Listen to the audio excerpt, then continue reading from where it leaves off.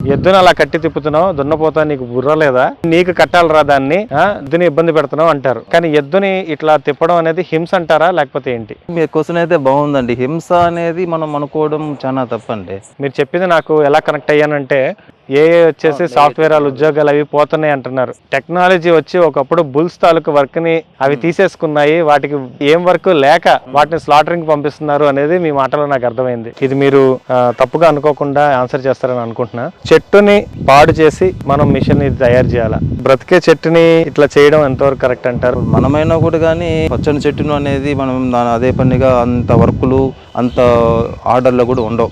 ఈ refined oil 3 స్పూన్లు వాడితే మన గానుగ చెక్క నూనె 1 స్పూన్ వాడితే చాలు అంటున్నారు. ఆ రకంగా చూసుకుంటే అక్కడ 3 లీటర్లకి ఇక్కడ 1 లీటరు, అంతే కదా. అక్కడ 180 × 3 వేసుకుంటే మనకి గానుగ నూనె కంటే ఎక్కువ అవుతుందనే చెప్పాలి. అవును. సో పోషకాల విషయంలోనే అంటారా, యూసేజ్ కూడా అంత తక్కువ పడుతుంది అంటారా? హాయ్ అండి, మనం ఎప్పుడా వెయిట్ చేస్తున్న మన గానుగ చిత్తూరు నుంచి వచ్చిందండి. ఇన్స్టాలేషన్ జరిగింది.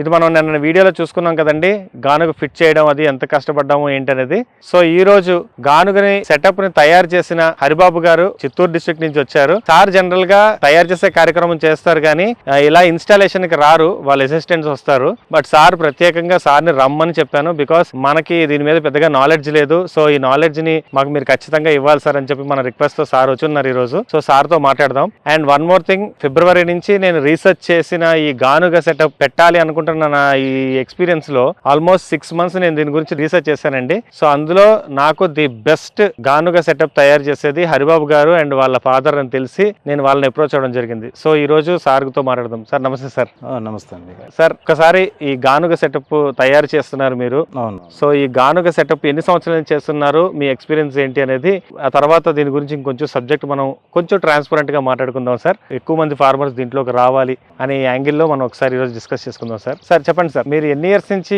ఈ దీంట్లో ఉన్నారు? నమస్తే అండి. మేము తవనంపల్లి మండల్ చిత్తూరు డిస్టిక్ లో మనం గానుగలు తయారు చేస్తూ ఉంటాము. ఇంచుమించు ఒక 10 years గా గానుగలు నేను నాన్న తయారు చేస్తాను. దానికన్నా ముందు మా తాత వాళ్ళు, నేను చిన్న ఏజ్ గా 15-20 ఏళ్ళు లోపల ఉన్నంత వరకు తాత వాళ్ళు చేస్తూ ఉన్నారు. తాతతో పాటు నాన్న వాళ్ళు గానుగలు తయారు చేస్తూ ఉన్నారు. అప్పటి నుంచి ఒక 30 సంవత్సరాలుగా శనగ్గింజలు ఎద్దులతో ఆడడం గానుగలు అనేది ఆగిపోయే కొద్దికి మిషనరీస్ ప్లస్ పోతే వేరే బిజినెస్ పింటో గానుగలు ఆ విధంగా ఆయిల్ అనేది రైతులు వ్యాపారస్తులు అమ్మడం, రైతులు తీసుకొని వాడడం అనేది జరుగుతూ ఉంది. ప్రజెంట్లీ ఒక 10 years బ్యాక్ బెంగళూరు నుంచి డాక్టర్ కాదరవల్లి సార్ అయితే కానీ, హైదరాబాదు విజయరామ్ సారు, ప్లస్ పోతే మా తవనంపల్లి దగ్గర వినోద్ రెడ్డి గారు అనేసి అయినా కూడా కానీ వాళ్ళ హెల్ప్ వల్లనేద 10 years ముందు మళ్ళీ మేము గానుగలు మళ్ళీ దానికి పునర్జీవనం అనేది పోయడానికి ఛాన్సెస్ అనేది వచ్చిందన్నమాట. మేము అప్పట్లో కొత్తగా 40-50 ఏళ్ళకు ముందు ఆ వర్క్ని స్టాప్ చేసిన వర్క్ని మళ్ళీ స్టార్ట్ చేయాలంటే మాకు ఇబ్బందిగానే ఉన్నింది. మా నాన్న వచ్చిన మా తాతతో కూడా పోయేసి వర్క్ చేస్తూ ఉన్నప్పుడు చూస్తూ ఉన్నారు కాబట్టి ఆ ఐడియా ఉన్న దానివల్ల మళ్ళీ 10 years తర్వాత మళ్ళీ వర్క్ స్టార్ట్ చేయడం అయింది. దానివల్ల ఫస్ట్ స్టార్టింగ్లో 10 years బ్యాక్ స్టార్టింగ్లో వర్క్ వచ్చిందన్న 1-2 అనేది కొంచెం కష్టంగానే తెలుస్తూ ఉండింది గానుగలు తయారు చేయడము. ఇప్పుడైతే కొంచెం పాత వరకు అనుభవం టచ్ ఉన్న దానివల్ల ఇప్పుడు వర్క్ అనేది పూర్తిగా కంప్లీట్ అనేది చేయగలుగుతూ వస్తున్నాము. వర్క్ అనేది ఒక నెలకు 1-2 గానుగలు అనేది తయారు చేస్తున్నాం. నెలకు 2 గానుగలే తయారు చేస్తారండి? 2 లేదా ఒక గాను తయారు చేయడం కంపల్సరీ 10 రోజులు అనేది ఈజీగా పడిపోతుంది. 10 రోజుల పైన వర్కర్స్ అనేది ఉన్నారు అంటే, ఎంత వర్కర్స్ ఉన్నా కూడా ప్రతి ఒక్క గానుకు కంపల్సరీ మా హ్యాండ్ టచ్ అనేది ఉండాలి. ఈ చిన్న వర్కులకైనా లేదంటే మార్కింగ్ అయినా కూడా కానీ ఉండాలి. మనం లేకుండా వర్కర్స్ పూర్తి వాళ్ళు చేయడం అనేది ఏమాత్రం అది కాని పనులు. నెలకి 2 నుంచి 3 గానుగలు అంటున్నారు. మీరు చేసేది ఛత్తీస్గఢ్ వరకు కూడా వెళ్ళిందని నేను విన్నాను. ఒక ఛత్తీస్గఢ్ లో ఒక ఫార్మర్ నాతో చెప్పారు, ఇట్లా ఇక్కడ నుంచి వచ్చింది చిత్తూరు నుంచి అని. సో ఏంటి సార్ మీది ఎన్ని గానుగలు ఈ పాటికి ఉంటాయి? 400 గానుగల దాకా, 350 నుంచి 400 గానుగల దాకా తయారు చేసి 10 years 400 గానుగలు అనేది కంపల్సరీ అమ్మింటాము అనేసి ఒక మేము కూడా నోట్ చేసి పెట్టింటాం కదా, నా లెక్కలు చూసి తెలుస్తాం. సార్ ఇప్పుడు నాది ఒక క్వశ్చన్ సార్. సో టెక్నాలజీ ఇంత పెరిగింది, టెక్నాలజీ పెరిగి గానుగ మిషన్ అనేది అంతరించిపోయింది. అవునవును. అంతరించిపోయిన గానుగ మిషన్ టెక్నాలజీ బీట్అవుట్ చేసి మళ్ళీ గానుగ మిషన్కే రావాల్సిన పరిస్థితి మనకి ఎందుకు వచ్చింది? యాక్చువల్గా అందరికీ తెలిసిందే, రిఫైండ్ ఆయిల్ పేరిట మనం జరుగుతున్న మోసం, అడల్ట్రేషన్, ఆ రిఫైండ్ ఆయిల్ మీద మనకు వచ్చే నష్టాలు, ఈ కార్డియాక్ అరెస్టులు, ఇవన్నిటికీ కరెక్ట్ కాదు అని చెప్పి మళ్ళీ మనం ఈ గానుగకు వచ్చాము. కాకపోతే కోల్డ్ ప్రెస్ ఆయిల్ అనేది వచ్చింది కదా సార్, అంటే మిషన్ వచ్చింది, పింటో గానుగులు, పవర్ గానుగులు అనేసి కోల్డ్ ప్రెస్ ఆయిల్ వచ్చింది. సో ఆ కోల్డ్ ప్రెస్ ఆయిల్ వచ్చినా ఈరోజు గానుక్కున్న ప్రత్యేకత ఏంటనేది ఒకసారి మనం మాట్లాడుకుంటే ఏమంటారు? ఇప్పుడు అమ్ముతా ఉన్నటువంటి మిషనరీస్ పింటో గానుగులు వచ్చిందన్న ఆయిల్, ప్యాకెట్ ఆయిల్ అయినా కూడా కానీ 1 లీటరు 140 నుంచి 150, 160 రూపాయలకే ఇస్తూ ఉన్నారు. ఇప్పుడు మనకు పల్లీలు అనేది 1 కిలో ఎంత బల్బు ఆర్డర్లో కొన్నా కూడా కానీ 130 రూపాయలు అనేది ఈజీగా పడుతూ ఉంది. 3 కిలోలు పల్లీలు వేస్తే కానీ మనకు 1 లీటర్ ఆయిల్ అనేది ఏమాత్రం రాదు. మన సొంత ల్యాండ్లో పండించిన పల్లీలు అయినా కూడా కానీ మనకు ఏమాత్రం 90 రూపాయల కన్నా తక్కువ ఏమాత్రం గిట్టుబాటు కావు రేట్ల విషయంలో. కాబట్టి మనకు ఈ విధంగా గిట్టుబాటు కాంది. వాళ్ళు ఆయిల్ ప్యాకెట్ ఎంత అమౌంట్ తక్కువ ఇస్తూ ఉండేది, వాళ్ళకి ఎట్లా గిట్టుబాటు అవుతుంది అనే క్వాలిటీ అనేది మన గానుగుల్లో ఉంది. కాబట్టి ఇంత రేట్ అనేది, ప్రైస్ అనేది మనం పెడతా ఉన్నాం. మన గిట్టుబాటు ధర వరకు మనం ఆయిల్ అనేది సేల్ చేస్తూ ఉన్నాము. గిట్టుబాటు ధర అనేది మనం ప్రజలకి అర్థమయ్యేలా చెప్పాలనుకున్నా, సో వాళ్ళకి ఏముంటుంది అంటే 180 రూపాయలకు వస్తున్న ఆయిల్ ఉంది, మనం ఎందుకు ఇక్కడ 450 రూపాయలు లేకపోతే 490 రూపాయలు పెట్టి మనం కొనుక్కోవాలి అనే ఆలోచన వస్తుంది. అయితే ఈ ఆలోచనకి కొంతమంది మాట్లాడిన మాట నేను విన్నాను. ఈ రిఫైండ్ ఆయిల్ 3 స్పూన్లు వాడితే మన గానుగ చెక్క నూనె ఒక స్పూన్ వాడితే చాలు అంటున్నారు. ఆ రకంగా చూసుకుంటే అక్కడ 3 లీటర్లకి ఇక్కడ 1 లీటరు, అక్కడ 180 × 3 వేసుకుంటే మనకి గానుగ నూనె కంటే ఎక్కువ అవుతుందనే చెప్పాలి. సో పోషకాల విషయంలోనే అంటారా, యూసేజ్ కూడా అంత తక్కువ పడుతుంది అంటారా? వాళ్ళు 3 స్పూన్స్ వాడేది మనం ఒకే స్పూన్ వాడినా కూడా కానీ దాంట్లో ఉన్న పోషకాలు అనేది 1 స్పూన్లోనే ఉన్నాయి మన ఆయిల్లో. కాబట్టి ఆ టాక్సిన్, ఫ్యాటు అనేది ఆ 1 స్పూన్లోనే ఉన్నాయి కాబట్టి సరిపోతుంది మనకు. ప్యాకెట్ ఆయిల్ అట్లాంటివి వచ్చిందన్నా 4 స్పూన్లు వేసినా కూడా కానీ ఈ టేస్ట్ అనేది రాదు. టేస్ట్ పరంగా చూస్తే వాళ్ళు 4 స్పూన్లు వాడేది, 1 స్పూన్ వాడేది 2 ఒకటే. సో మనం 1 స్పూన్తోనే మనం ఆ వంట కార్యక్రమం చేయవచ్చు. ఒక 5 మంది, 3 మంది, 2 ఫ్యామిలీ ఉన్న వాళ్ళకు 1 స్పూన్ వాడినా సరిపోతుంది. సాంబారు, రసాలు, దేనికైనా కూడా కానీ. సార్ నా సిన్సియర్ క్వశ్చన్ ఇది, మీరు తప్పుగా అనుకోకుండా ఆన్సర్ చేస్తారని అనుకుంటున్నా. సార్ ఇప్పుడు చెట్టుని పాడు చేసి మనం మిషన్ ఇది తయారు చేయాలా?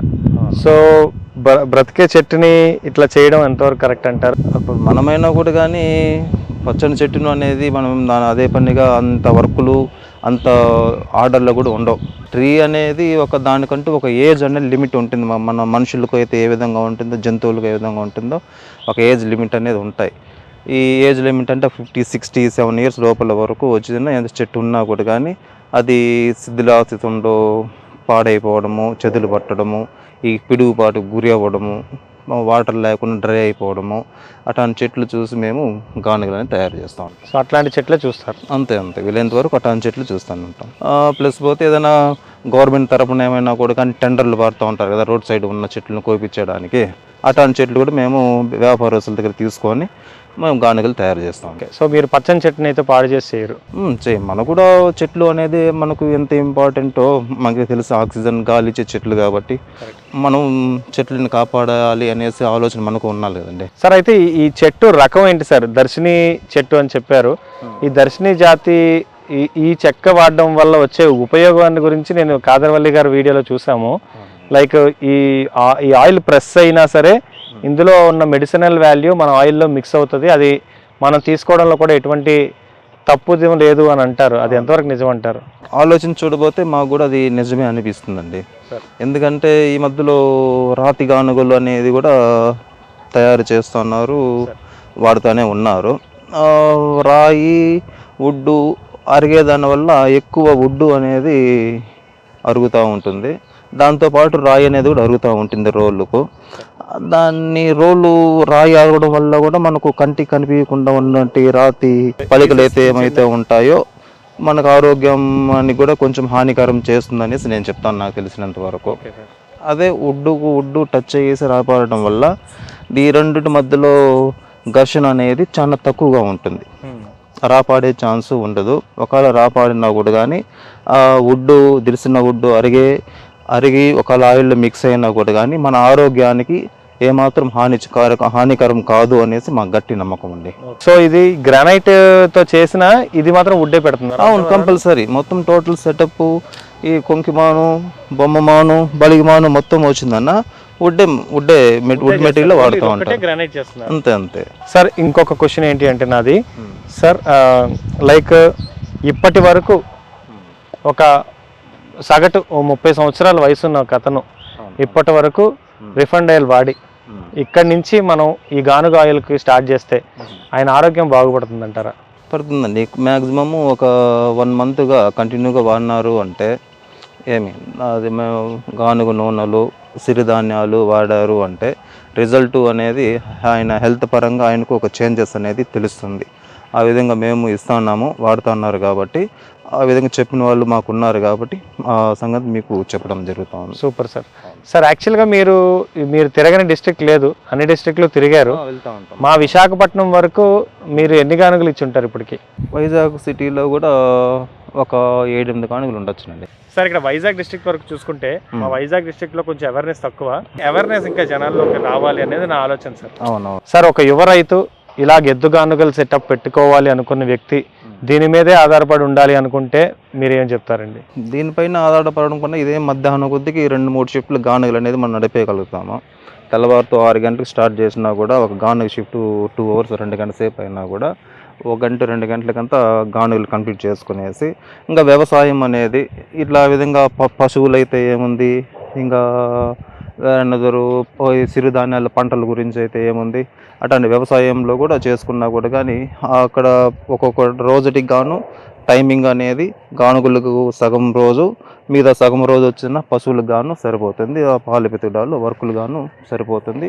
వాళ్ళకు కూలీ వాళ్ళ ఖర్చులు గాను వాళ్ళు సంపాదించుకోగలుగుతారు అనేసి ఒక నమ్మకం అండి. ఇలాంటి ఎద్దు గానుగలు పెట్టిన వాళ్ళందరినీ నేను కలిశాను. వాళ్ళలో ఎక్కువ మంది ఫేస్ చేసే ట్రోల్ ఏంటంటే, అంటే ఇంటర్నెట్లో కానీ ఎక్కడైనా వాళ్ళకి వచ్చే ఎక్కువ ట్రోలింగ్ ఏంటంటే, ఎద్దును అలా కట్టి తిప్పుతున్నావు, దున్నపోతా నీకు బుర్ర లేదా, నీకు కట్టాలరా దాన్ని, ఎద్దుని ఇబ్బంది పెడుతున్నావు అంటారు. సో ఇక్కడ ఈ చెక్కని మనం ఎండిపోయిన చెక్కని తీసుకొస్తున్నాం, అంతవరకు బాగుంది సార్. కానీ ఎద్దుని ఇట్లా తిప్పడం అనేది హింస అంటారా లేకపోతే ఏంటి? మీ క్వశ్చన్ అయితే బాగుందండి. హింస అనేది మనం అనుకోవడం చాలా తప్పండి. ఇప్పుడు ఎద్దులు అనేది ఇప్పటి నుంచి వాటికి మనమేం కొత్తగా వాటికి పనులు పెట్టిందంటూ ఏం లేదు. మన తాతోళ్ళ కాలం నుంచి కూడా దానికి వ్యవసాయంకు ఎంత హార్డ్ వర్క్ అంటే, ఇప్పుడు తెల్లవారితో మా నాన్న వాళ్ళు వ్యవసాయం చేస్తూ ఉండేటప్పుడు 6 గంటలకు మడక కట్టినారు అంటే పొలం దున్నడానికి 2 గంటల వరకు కూడా తోలుతూనే ఉంటారు కంటిన్యూగా. అంత హార్డ్ వర్క్ చేసే ఎద్దుల్ని మనకు ఇంత చిన్న వర్క్కు వాడడం అనేది హింస అనేది ఏమాత్రం కాదు అనేసి నా నమ్మకం ఉంది. ఆ విధంగా మనము అట్నే ఎద్దులకు హింస అనేసి మనం వదిలేసాము అంటే ఈ 9-10 సంవత్సరాలలో 400 గానుగలు ఇచ్చిన్నామండి. 400 గానుగలకు గాను యావరేజ్గా 4 గంటల 800 ఎద్దులు. 800 ఎద్దులకు అనేది ఒక నెమ్మదిగా జీవిస్తూ ఉన్నాయి అంటే మేము తయారు చేసిన 400 గానుగల వల్లే అనేసి మాకు సంతోషంగా ఉంటుందండి ఒకసారి ఆలోచిస్తే. ఆ ఎద్దులు అనేది మనము గానుగలకు వాడకుండా అట్నే వదిలేసామంటే కూడా ఆ ఎద్దులు ఏమవుతాయండి, మనం చూస్తూనే ఉంటాం టీవీలలో కానీ పేపర్లలో కానీ కంటైనర్లో పిలుచుకొని పోయేసి దాన్ని ఏదో కళాబరాలకు అమ్మడము అట్లాంటివి జరుగుతూ ఉన్నాయి. కాబట్టి అట్లాంటి వాటి నుండి మనం గోవుల్ని రక్షించాలి అంటే ఇట్లాంటి మార్గముని మనం ఎంచుకోవడంలో తప్పేం లేదు. మంచి మార్గాన్ని మనం ఎంచుకున్నాం. మీరు చెప్పింది నాకు ఎలా కనెక్ట్ అయ్యానంటే, ఇప్పుడు ఏఏ వచ్చేసి సాఫ్ట్వేర్ వాళ్ళ ఉద్యోగాలు అవి పోతున్నాయి అంటున్నారు. సో టెక్నాలజీ వచ్చి ఒకప్పుడు బుల్స్ తాలూకు వర్క్ని అవి తీసేసుకున్నాయి. వాటికి ఎలా ఏం వర్క్ లేక వాటిని స్లాటరింగ్ పంపిస్తున్నారు అనేది మీ మాటలో నాకు అర్థమైంది. అంతే కదండి. నేను యాక్చువల్గా రీసెంట్గా ఒక ఇంటర్వ్యూలో ఒక అతనితో మాట్లాడుతున్నప్పుడు ఇదే మాట మాట్లాడాను. సో నా వరకు నేను ఎలా చూస్తానంటే, ఎద్దు గానుగ నూనె కొనుక్కుంటున్న ప్రతి కస్టమరు ఈ ఎద్దుకి ఫీడ్ని ఇస్తున్నట్టే, కాబట్టి దాని వాటా కూడా ఉంది కాబట్టి గోసేవ చేస్తున్నట్టు 100%. ఒక గానుగలో 12 కిలోలు పల్లీలు అయినా నువ్వులైనా కొబ్బరి అయినా కూడా వేసామంటే దాంట్లో సగభాగం ఒక 5 లీటర్లు మనకు ఆయిల్ అనేది వస్తుంది. మిగిలిన కేకు అనేది వాటి జీవనం కోసం మనం వాడుతూ ఉంటాం కదా. మంచి ఎనర్జీ బూస్ట్ మనం మా పిల్లలకు బూస్ట్ హార్లిక్స్ అనేది ఏ విధంగా ఇస్తూ ఉంటామో ఆ విధంగా పశువులు ఎద్దులకు అనేది వచ్చిందన్న ఈ పిండి మనం పల్లీల దగ్గర నుంచి వ్యర్థ పదార్థాన్ని పిండి అంటాము, చెక్క అంటారు. వాటికి మంచి పౌష్టిక ఆహారంగా తయారవుతారు. మనం వాటికి ఎదుగుదలకు మనం ఆ పిండిని మనము వాటికి అవసరాల కోసం వాడుకుంటా ఉన్నాం. సార్ మీరు నెక్స్ట్ 5 to 10 yearsలో మీరు మీ యాంబిషన్ ఏమనుకుంటున్నారు? అంటే ఈ వృత్తిని ఎంచుకోవడం పట్ల మీకు ఏమైనా గోల్ ఉందా? ఒక 5-10 సంవత్సరాలు ఏమైనా చూడాలనుకుంటున్నారా? గోల్ అంటే ఏముందండి, మామూలుగా మనం పాతకాలంలో వదిలేసిన మా తాతోళ్ళ కాలంలో వదిలేసిన గానుగ వర్క్ అని రీసెంట్గా ఒక 10 సంవత్సరాల తర్వాత మళ్ళీ దాన్ని స్టార్ట్ చేసినాము. దీని ఇంట్రెస్ట్ ఉండే వాళ్ళకు మా వర్కులు ఎంత హార్డ్ వర్క్లు ఉన్నా కూడా కానీ వాళ్ళకు గానుగలు తయారు చేసి ఇవ్వడం అనేది మా గోలు. ఎద్దుల్ని పశువుల్ని కాపాడడం అనేది ఇంకా మాకు 100% అనేది మా ఎయిమ్, గోల్. దానికోసం మేము కష్టపడతాం. ఆర్డర్ అనేది ఎంత బిజీగా ఉన్నా కూడా కానీ కస్టమర్లకు చేసి ఇచ్చేయడానికి మేము రెడీగా ఉన్నాం. మీ ప్రోత్సాహం నాకు కావాలి, ఇప్పుడే మొదలు పెట్టాను, ఎప్పుడు నాకు ఏ కష్టం వచ్చినా నాకు ఏమైనా డౌట్స్ ఉన్నా కంపల్సరీ ఫోన్ చేయండి, నేను చెప్తాను. అవైలబిలిటీ ఉంటారని, మా ఫ్యామిలీకి కూడా మీరు క్లియర్గా ఎక్స్ప్లెయిన్ చేస్తారని కోరుకుంటున్నాను సార్. మేబీ ఈ గానుగ తాలూకు ఆయిల్ని ప్రజలకు బాగా తెలిసి మరింత అంటే ఆయిల్ జనరేట్ చేయడానికి నేను ఇంకా ఎక్కువ గానుగలు పెట్టేలాగా నేను ఎదగాలని, మీరు భారతదేశంలో ఇంకా మోర్ గానుగలు తయారు చేసి మిషన్స్ ఇవ్వాలని మనస్ఫూర్తిగా కోరుకున్నాను సార్. Thank you. నమస్కారం.